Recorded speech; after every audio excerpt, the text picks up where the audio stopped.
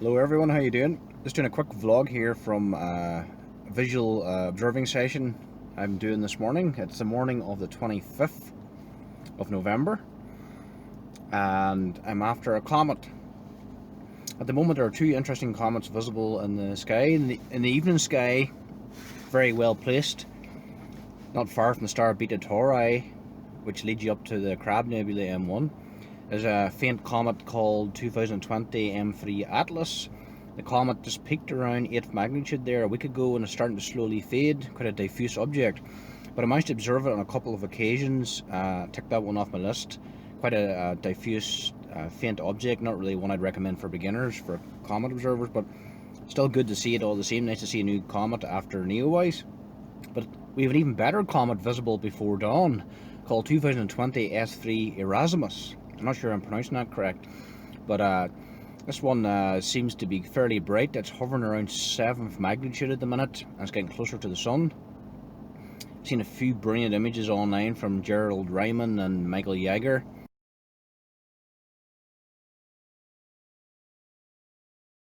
showing a long ion tail with kinks and disconnection events along the end of it, which is quite impressive. And the image scale indicates that the ion tail is at least 3 degrees to possibly even 5 degrees in length. So even though the comet is not a naked eye comet or spectacular or anything, it's still a nice object. It's the brightest one in the sky at the minute and has the most impressive tail. However, it's only visible before dawn, and the comet only rises from here around 6 AM. So given that this is the first clear morning for some time, I decided I'm going to go out here and hunt for it. So what I've done is I set my alarm for 4:30 in the morning. I had already had the telescope packed into the van overnight. I have the 8-inch with me, and I've drove up to the top of a mountain here outside County Tyrone.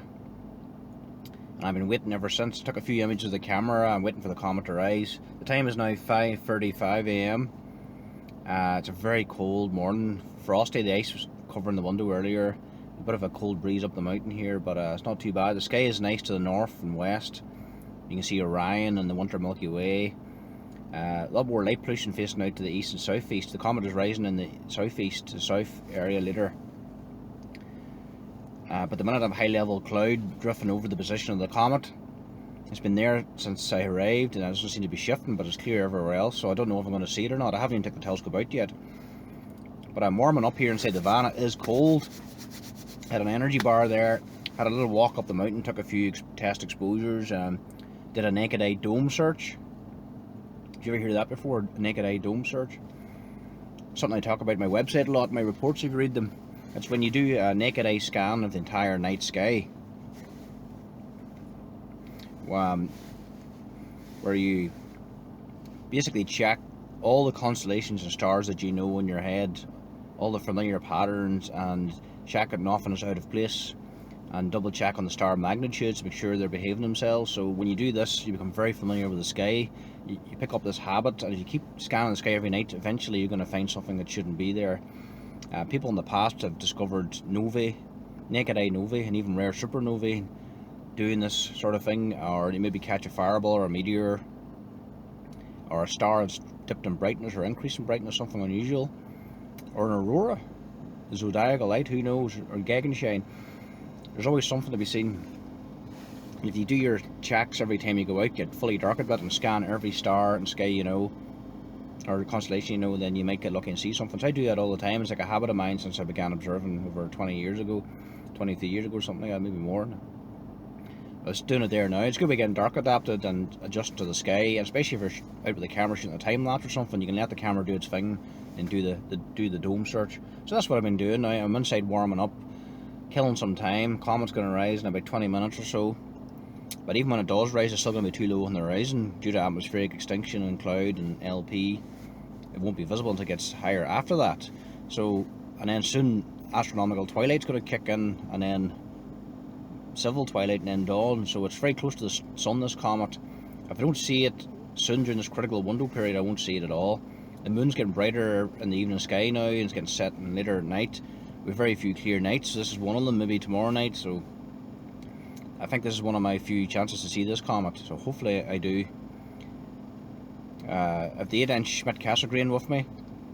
That's the one I've been using for a long time now, the f6.3 Schmidt Cassegrain, 26mm colossal eyepiece. So it generates the lower power, widest field I can get really visually with that telescope. So I'm going to wait till the comet rises first, and then if it looks to be clear, I'll set it up outside and get ready to go, observe, and begin my sweeping. The comet is actually located in the region of the sky low in the southeast, where Hydra, Virgo, and Corvus meet, not far south of the bright naked eye star Spica and planet Mercury. It's an interesting part of the sky. So I'll give it a shot, and if it doesn't work, it doesn't work. At least I tried. And maybe get a chance another night. But the comet's getting closer every night to the sun and eventually be invisible. So the fun of comets. I've ordered a new telescope for Christmas. I'll update about that on the next vlog, tell you all about it. So looking forward to that. Pretty excited. Specifically for comet observing in deep sky. Right, I'm going to get dark adapted here and see this region of interest is Rho. So whether I succeed or not, I'll put this up. Oh, it's getting cold. Right, catch you later.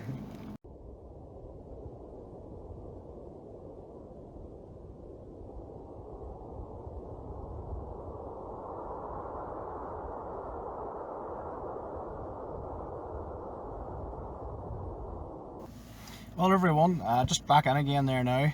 Unfortunately, no luck with this comet.